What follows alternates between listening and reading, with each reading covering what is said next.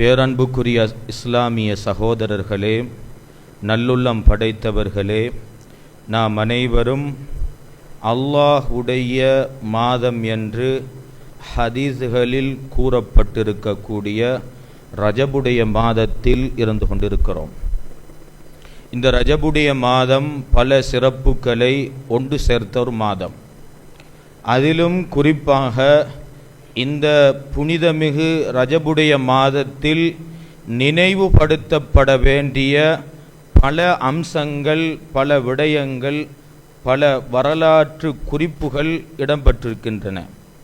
அந்த அடிப்படையில் இந்த ரஜபுடைய மாதத்தில் நினைவுபடுத்தப்பட வேண்டிய அதி முக்கியமான மனிதர்களில் ஒருவராக இருக்கக்கூடிய எஜமான் ஹாஜா முஈனுத்தீன் சிஷ்தி அஜ்மீரி சஞ்சரி நாயகத்தை நாம் அதிகமாக நினைவுபடுத்தப்பட வேண்டிய ஒரு மாதமும் இம்மாதம்தான். காரணம் என்ன? அவர்களுடைய பிறப்பும் இறப்பும் இந்த மாதத்தில் தான் நிகழ்ந்திருக்கிறது. அந்த அடிப்படையில் இந்த உரையில் ஹாஜா நாயகத்தினுடைய வரலாற்று குறிப்புகள் சிலவற்றை உங்களோடு பகிர்ந்து கொள்ளலாம் என்று ஆசைப்பட்டவனாக, என்னதான் நாம் ஹாஜா நாயகம் என்று சொன்னாலும் நினைத்தாலும் அவர்களுடைய மகிமையை பேசினாலும் நாம் எண்ணக்கூடிய சிறப்புகளை விட நாம் எந்த அளவுக்கு அவர்களை எண்ணிருக்கின்றோமோ அதைவிட பன்மடங்கு சிறப்புக்குரியவராக வாழ்ந்து மறைந்தவர்கள்தான், இன்றும் வாழ்ந்து கொண்டிருப்பவர்கள்தான் ஹாஜா நாயகம் அன்னவர்கள்.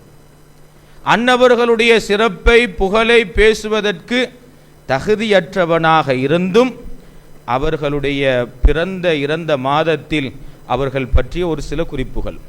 ஹாஜா நாயகத்தினுடைய வரலாறு அவர்களுடைய பாட்டனாருடைய வரலாறிலிருந்து ஆரம்பிக்கின்றன. அவர்களுடைய பாட்டனார், அவர்களுடைய தந்தையின் பெயர், ஹாஜா நாயகத்தினுடைய தந்தையின் பெயர் கியாசுத்தீன் அஹ்மது என்பதாகும். அவர்களுடைய பாட்டனாருடைய பெயர் கமாலுத்தீன். அவர்கள் அப்பாசிய ஆட்சி நடக்கக்கூடிய காலத்தில் வாழ்ந்தவர்கள். பல அதாபுகளுக்கு உள்ளாக்கப்பட்டவர்கள். அப்பாசிய ஆட்சியாளர்கள் கண்மணி நாயகம் ஸல்லல்லாஹு அலைஹி வஸல்லம் அன்னவர்களுடைய புனிதம் வாய்ந்த குடும்பத்திற்கு பல ரீதியில் அதாபு கொடுத்தார்கள், வேதனை கொடுத்தார்கள். அதனால் அஹ்லு பைத்தை சேர்ந்தவர்கள் வேறு வேறு இடங்களுக்கு இடம்பெயர்ந்தார்கள். அந்த அடிப்படையில் ஹாஜா நாயகத்தினுடைய தந்தையினுடைய தந்தை பாட்டனாரும் இஸ்ஃபஹான் என்ற இடத்திற்கு வருகிறார்கள். அங்கு வந்து அவர்களுடைய மகன் கியாசுத்தீன் அந்த இடத்தில் தான் பிறக்கின்றார்.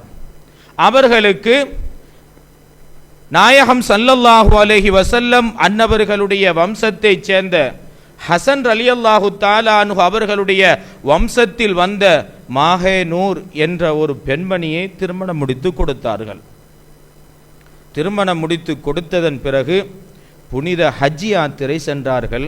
ஹாஜா நாயகத்தினுடைய பாட்டனார் அவர்கள் ஹஜ் யாத்திரை சென்று காபத்துல்லாவில் எல்லா இபாதத்துக்களையும் முடித்ததன் பிறகு முல்தசிம் என்ற இடத்தில் வைத்து ஒரு துஆ கேட்டார்கள்.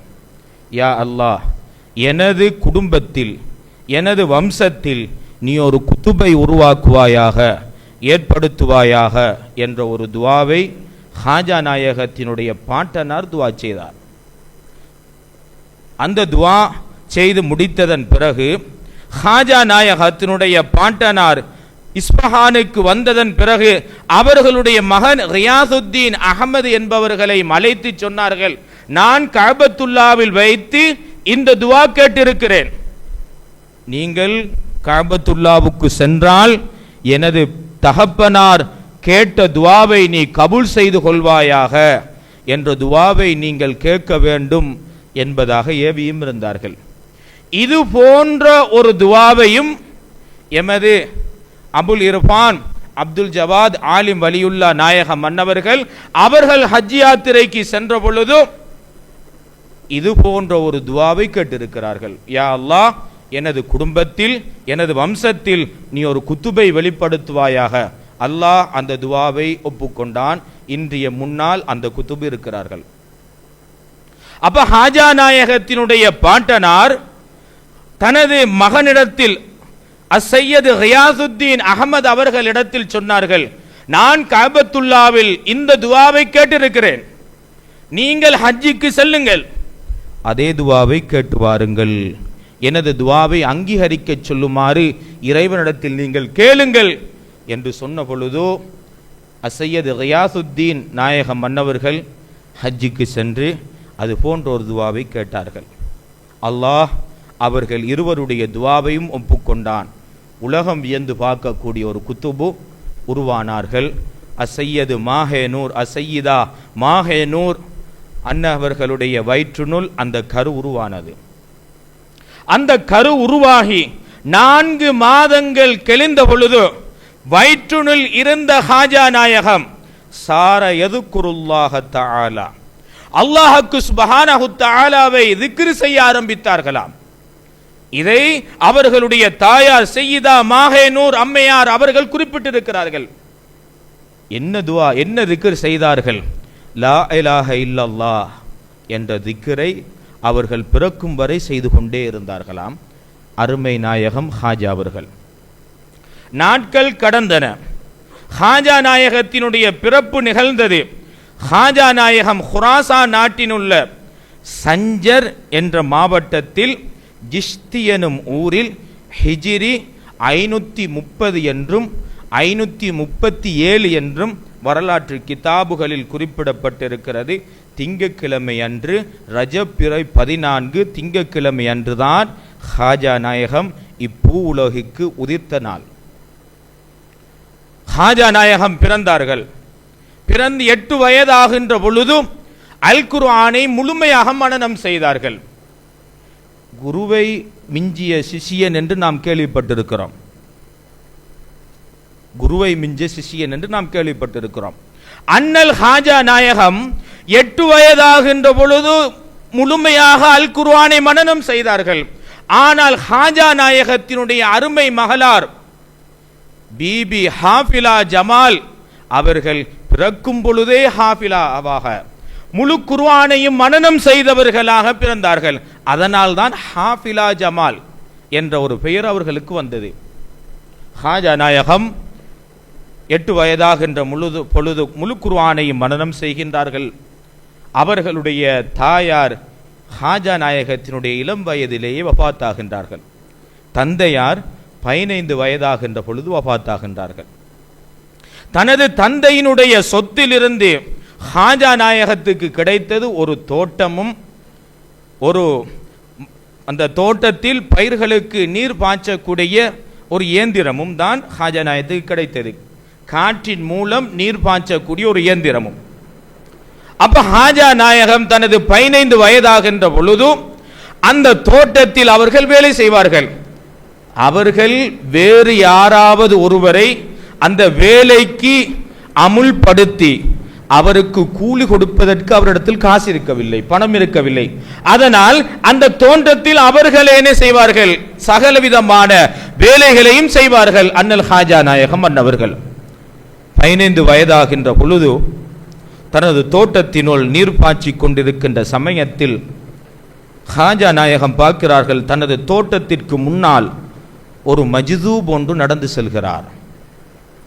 ஹாஜா நாயகத்தினுடைய தோட்டத்திற்கு முன்னால் ஒரு மஜ்தூப் ஒன்று நடந்து செல்கிறார். அவர்களுடைய பெயர் இப்ராஹிம் கந்தூசி என்ற ஒரு மஜ்தூப், ஒரு இறைநேசர். அப்பொழுது ஹாஜா நாயகம் உணர்ந்து கொண்டார்கள் இவர் இறைநேசர் என்பதை. அவரை அன்போடு வரவழைத்து அவர்களுடைய கரங்களை முத்தமிட்டு அவர்களை ஒரு மரத்துக்கு கீழால் உட்கார வைத்து தனது தோட்டத்திலிருந்து ஒரு திராட்சை குலையை எடுத்து இப்ராஹிம் கந்தூசி என்ற அந்த மஜ்தூபுக்கு அண்ணல் ஹாஜா நாயகம் அவர்கள் கொடுத்தார்கள். அந்த மஜ்தூப் அதனை சுவைத்தார், உண்டார். உண்டதன் பிறகு அவருடைய பாக்கெட்டில் இருந்து எள்ளினால் ஆன ஒரு உருண்டையை எடுத்து அதை அவர்களுடைய வாயினுள் வைத்து சப்பி மெண்டு ஹாஜா நாயகத்திற்கு கொடுத்தார்கள். ஹாஜா நாயகம் அதை அவர்களுடைய வாயில் போட்டு மெல்ல ஆரம்பித்தவுடன் அன்னவர்களுக்கு ஜுஹூதுடைய நிலை ஏற்பட்டது, அவர்களுக்கு உலகப்பற்ற நிலை ஏற்பட்டது, ஆன்மீக நிலை பொங்க ஆரம்பித்தது. தனது தோட்டத்தையும் தனது எல்லா விதமான சொத்துக்களையும் விற்றுவிட்டு அந்த பணத்தை தர்மம் செய்துவிட்டு ஹாஜா நாயகம் இல்மை தேடி புகாரா தேசத்திற்கு செல்கிறார்கள். ரஷ்யாவில் இருக்கக்கூடிய புகாரா தேசத்திற்கு சென்று அங்கு ஹுசாமுத்தீன் என்பவர்களிடத்தில் இல்மை படித்து முடித்ததன் பிறகு தனக்கு ஒரு ஞான குரு தேவை அவசியம் என்பதை உணர்ந்த ஹாஜா நாயகம் ஈராக் நாட்டிற்கு வந்தார்கள். ஈராக் நாட்டிற்கு வந்து அங்கு வாழ்ந்த மக்களிடத்தில் கேட்டார்கள், இங்கு யாராவது கராமத்துள்ள ஒரு குதுபு இருக்கிறாரா என்று விசாரித்த பொழுதும் அவர்களுக்கு உஸ்மானுல் ஹாரூனி நாயகத்தை பற்றிய அறிமுகம் ஈராக்கில் வைத்து கிடைத்தது. உஸ்மானுல் ஹாரூனி நாயகத்தை சந்திப்பதற்காக வேண்டி அண்ணல் ஹாஜா நாயகம் செல்கிறார்கள்.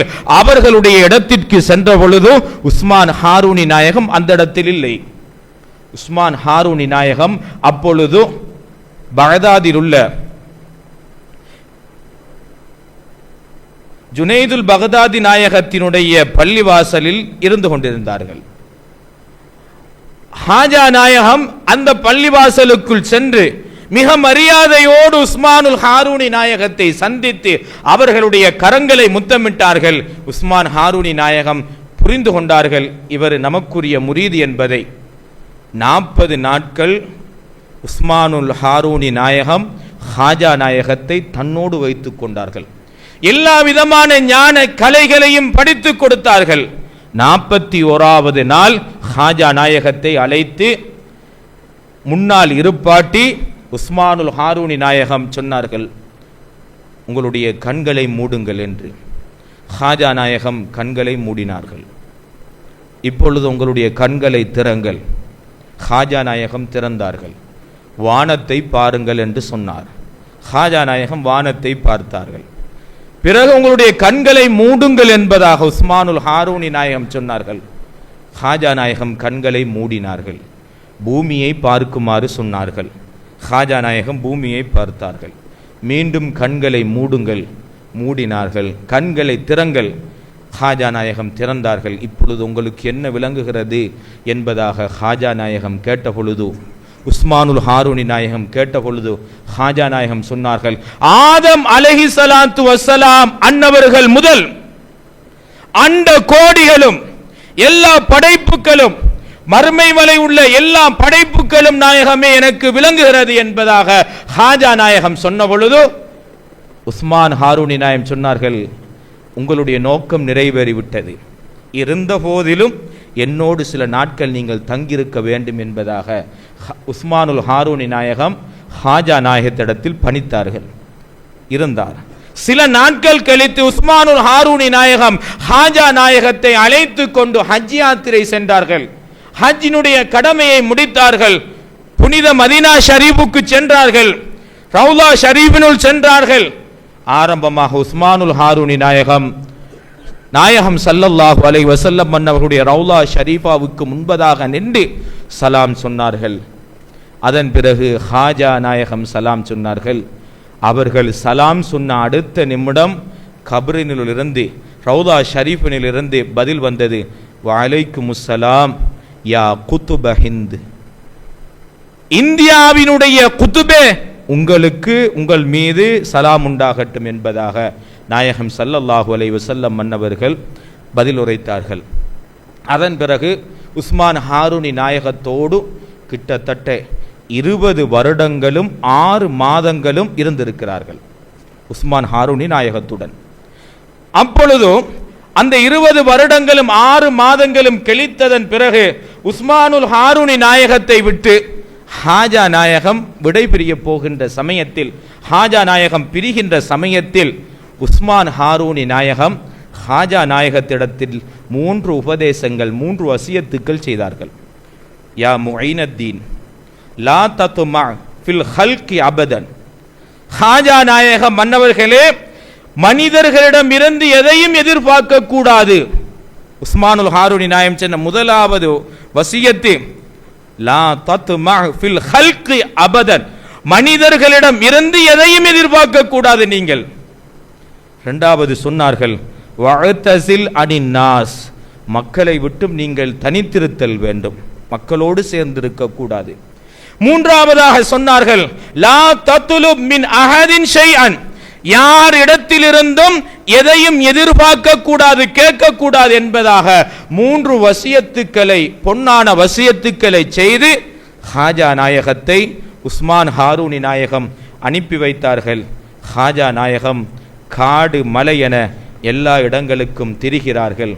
கடைசியாக குத்துபுல் அக்தாப் கௌசுல் அலம் முஹியுத்தீன் அப்துல் காதிருல் ஜீலானி நாயகத்தை போய் சந்தித்தார்கள்.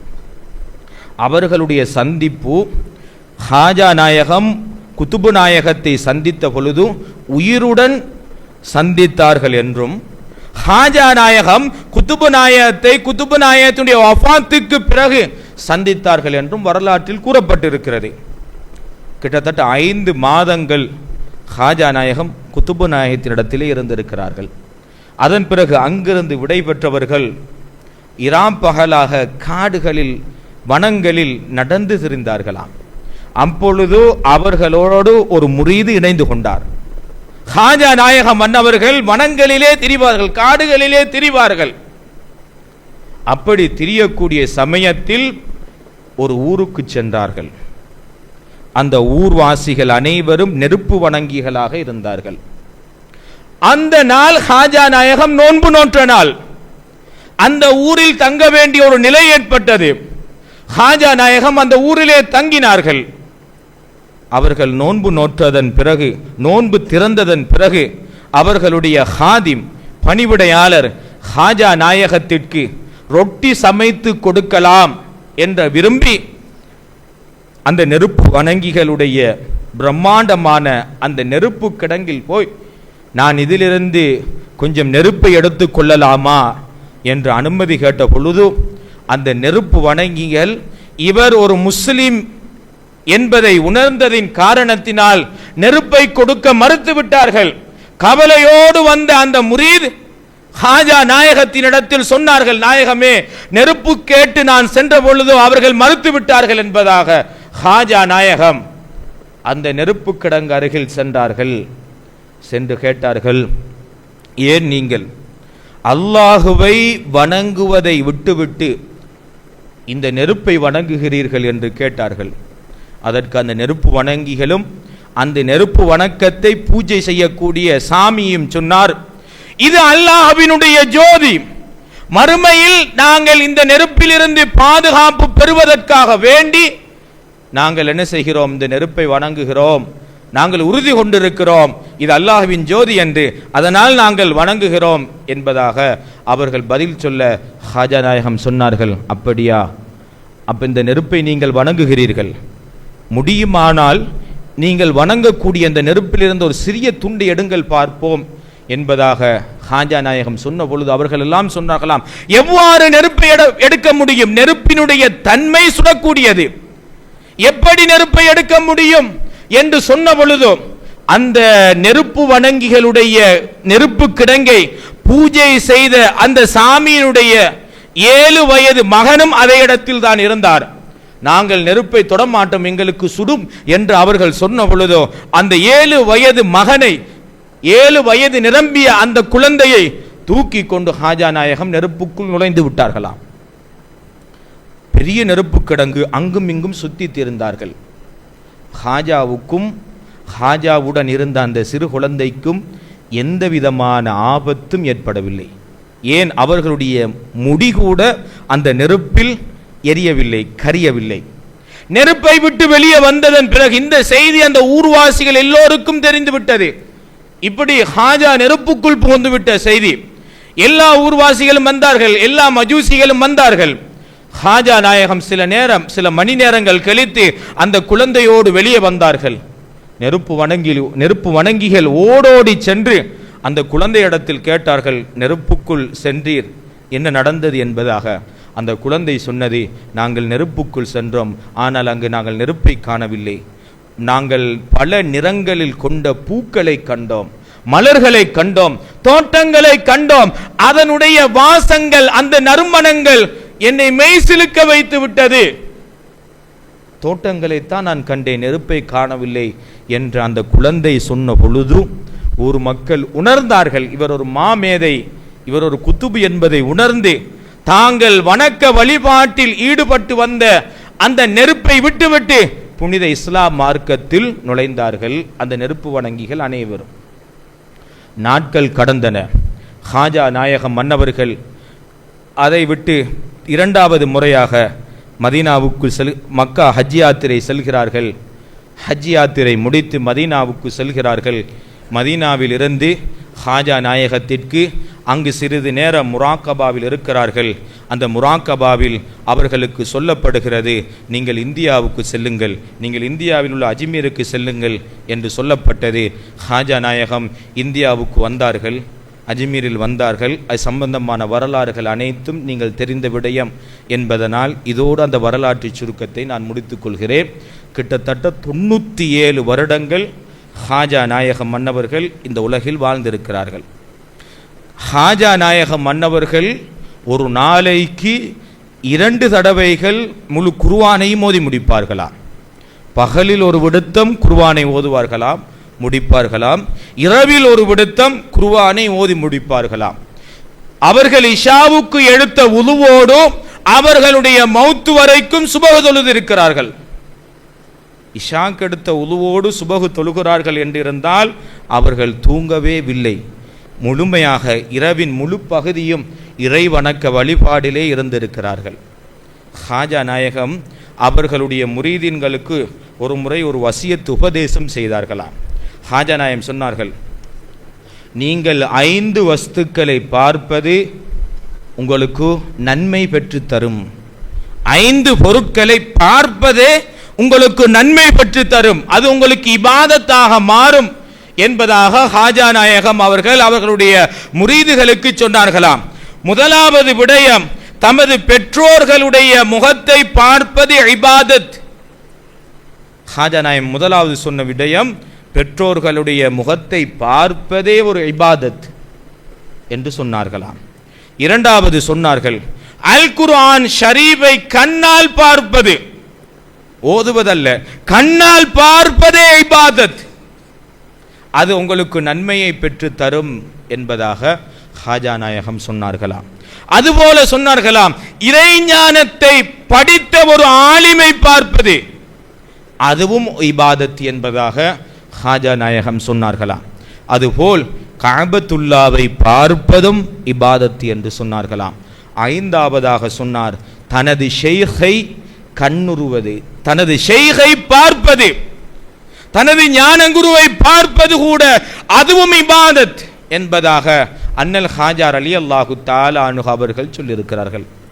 உஸ்மானுல் ஹாரூனி நாயகம் சொன்னார்கள், யார் ஒருவன் தனது ஞான குருவிற்கு, தனது ஷைഖுக்கு ஒரு நாள் பணிவிடை செய்கிறாரோ அவர் 7 வருட காலங்கள் முழுமையாக இபாதத்து செய்த கூலியை அல்லாஹ்வுக்கு சுப்ஹானஹு தஆலா அவருக்கு கொடுப்பான் என்பதாக உஸ்மானுல் ஹாரூனி நாயகம் மன்னவர்கள் சொன்னார்கள். ஹாஜா நாயகம் மன்னவர்கள் தங்களுடைய முரீதுகளுக்கு ஒரு தரம் ஒரு கதை சொன்னார்களா? ஹாஜா நாயகம் சொன்னார்கள், நான் எனது ஷேகுமார்களுடைய கிதாபுகளில் பார்த்திருக்கிறேன். ஆரம்ப காலத்தில் ஒரு மனிதர் இருந்தார், கடும் இபாதத்துடையவர். அவரை பார்ப்பதற்கு யார் வந்தாலும் அல்லாஹ் மனித குலத்தையும் ஜின் குலத்தையும் படைத்திருப்பது இபாதத் செய்வதற்காக வேண்டித்தான், அதனால் நீங்கள் இபாதத் செய்ய வேண்டும் என்று வருபவர்கள் எல்லோருக்கும் அவர் வசியத்து செய்து கொண்டே இருப்பாராம். இரவு பகலாக இபாதத்திலே ஈடுபட்டு கொண்டிருப்பாராம். அப்படிப்பட்ட ஒருவர் மரணித்து விட்டாராம். ஹாஜா நாயகம் சொல்கிறார்கள், அவர் மரணித்து விட்டாராம். அவருடைய வஃபாத்துக்கு பிறகு அவருடைய முரீதுகளில் ஒருவர், அவருடைய நண்பர்களில் ஒருவர் தனது வாழ்நாள் முழுவதையும் இபாதத்தில் கழித்த அந்த மனிதரை பார்த்து கேட்டாராம், அல்லாஹ் உங்களுக்கு என்ன செய்தான், உங்களுக்கு அல்லாஹ் தந்த கூலி என்ன, எப்படி இருக்கிறீர்கள் என்று அந்த மனிதர் அவரிடத்தில் கேட்ட பொழுது அவர் சொன்னாராம், நான் இராப்பகலாக செய்த, வருடகாலங்களாக செய்த எந்த இபாதத்தும் எனக்கு கை கொடுக்கவில்லை, எந்த இபாதத்தும் எனக்கு கை கொடுக்கவில்லை. நான் ஒரு நாள் எனது ஷேகுக்கு பணிவிடை செய்தேன், அவருக்கு நான் ஹிதுமத்தி செய்தேன். அந்த ஹிதுமத்தினுடைய பொருட்டை கொண்டு அல்லாஹ்வுக்கு சுப்ஹானஹு தஆலா எனது எல்லா விதமான பாவத்தையும் மன்னித்து அவனுடைய பொருத்தத்திற்கு உட்படுத்திய நபராக என்னை மாற்றிக்கொண்டான் என்பதாக அந்த மனிதர் சொன்னதாக ஹாஜா நாயகம் மன்னவர்கள் அவர்களுடைய முரீதுகளுக்கு சொல்லியிருக்கிறார்கள். தனது ஞான குருவை பார்ப்பது இபாதத்து என்பதாக. ஹாஜா நாயகத்தினிடத்தில் ஒருவர் வந்தார்.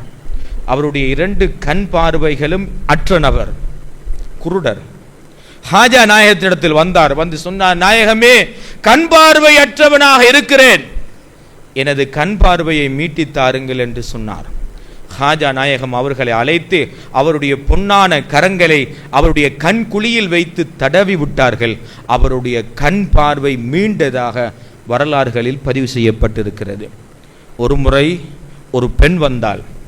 பெண் வந்து சொன்னால், நாயகமே, எனக்கு 7 பெண் குழந்தைகள், நான் 7 குழந்தைகள் பெற்றெடுத்திருக்கிறேன், 7 பெண் குழந்தைகள். நாயகமே, எனது கணவன் விரக்தி அடைந்து விட்டார், அவர் ஆண் குழந்தையை விரும்புகிறார், நீ ஆண் குழந்தை பெற்று தரவில்லை என்றால் உன்னை தலாக்கு செய்து விடுவேன் என்பதாக அவர் என்னை மிரட்டுகிறார். நாயகமே, என்னால் தாங்க முடியவில்லை, எனக்கு உதவி செய்யுங்கள், எனக்கு துஆ செய்யுங்கள் என்று அந்த பெண் மண்டாடி நின்றாள். அப்பொழுது அவள் ஒரு நிறை மாச கர்ப்பிணியாகவும் இருந்தாள். 8வது குழந்தை வயிற்றினுள். ஹாஜா நாயகம் அந்த பெண்மணியை பார்த்துவிட்டு சொன்னார்களாம், உன்னுடைய வந்த நோக்கம் நிறைவேறிவிட்டது, உனது ஆசை நிறைவேறும், நீ சென்று வா என்று சொன்னார்களாம். அந்த குழந்தை, அந்த பெண் 8வதாக பெற்றெடுத்தது ஒரு ஆண் குழந்தையை பெற்றெடுத்தாராம். இப்படி ஹாஜா நாயகம் மன்னவர்கள் அவர்கள் வாழ்கின்ற சமயத்திலும் அவர்கள் வாழ்ந்து மன்னரையில் புகுந்ததன் பிறகும் எண்ணற்ற கராமாத்துக்களை இன்று வரைக்கும் காட்டிக்கொண்டே இருக்கிறார்கள். ஹாஜா நாயகத்தை நினைப்பவர்களை செல்வந்தனாக மாற்றக்கூடிய பலத்தை அல்லாஹ்வுக்கு சுப்ஹானஹு தஆலா அவருக்கு கொடுத்து வைத்திருக்கிறார்.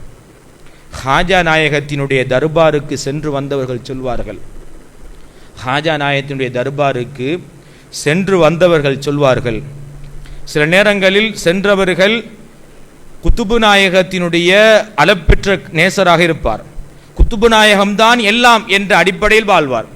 சிலர்கள் நாகூர் நாயகத்தின் மீது அளப்பெற்ற காதல் கொண்டவர்களாக இருப்பார்களாம். அஜ்மீர் ஷரீஃபுக்குள் நுழைந்தால் இவர்கள் யார் மீது நேசம் வைத்தாலும் அங்கிருக்கக்கூடிய அஜ்மீர் நாயகம் எல்லா நேசங்களையும் முறையடித்து எல்லா நேசங்களையும் மாற்றி அவர் அஜ்மீரில் இருக்கக்கூடிய சமயத்தில் எல்லாம் அவர் ஹாஜாவினுடைய பக்தராக அவர்களை மாற்றுவாராம். சென்றவர்கள் சொல்கிறார்கள், நாங்கள் அஜ்மீரில் இருக்கக்கூடிய நேரத்தில் எல்லாம் சொர்க்கத்தில் இருப்பது போல் இருந்தது என்று சொல்வார்கள். நாங்கள் அங்கு இருக்கக்கூடிய சமயத்தில் எல்லாம் ஹாஜா நாயகத்தினுடைய நினைவிலேயே எங்களது நொடி பொழுதுகளையும் நாங்கள் கழித்தோம் என்பதாக அந்த இடத்தை தரிசித்தவர்கள் சொல்லுகிறார்கள். அல்லாஹ்வுக்கு சுப்ஹானஹு தஆலா அந்த பெருங்கொண்ட பாக்கியத்தை எம் அனைவருக்கும் தந்தல் புரிவானாக. ஹாஜா நாயகத்தினுடைய அருளை எங்களுக்கு தந்தல் புரிவானாக. எங்கள் ஷேகுனா மிஸ்பாஹி நாயகத்தினுடைய வாழ்நாளை ஹாஜா நாயகத்தினுடைய பொருட்டை கொண்டு அல்லாஹு தாலா நீளமாக்குவானாக. ஹாஜா நாயகத்தை கனவிலும் நினைவிலும் அவர்களுடைய ரவுலா ஷரீஃபாவை தரிசிக்கக்கூடிய பாக்கியத்தை எங்கள் அனைவருக்கும் தந்தல் புரிவானாக. ஹாஜா நாயகத்தினுடைய அருள் பரக்கத்தை கொண்டு எங்களுடைய ஷேகுக்கு எதிராக வழங்கப்பட்ட அந்த முர்த்தது ஃபத்வாவை அல்லாஹ் இல்லாமல் ஒழித்து விடுவானாக. ஹாஜாவினுடைய அருள் பக்தர்களாக எங்கள் அனைவரையும் மாற்றி அருள் புரிவானாக. வாஹிர் தஅவானா அனில் ஹம்துலில்லாஹி ரப்பில் ஆலமீன்.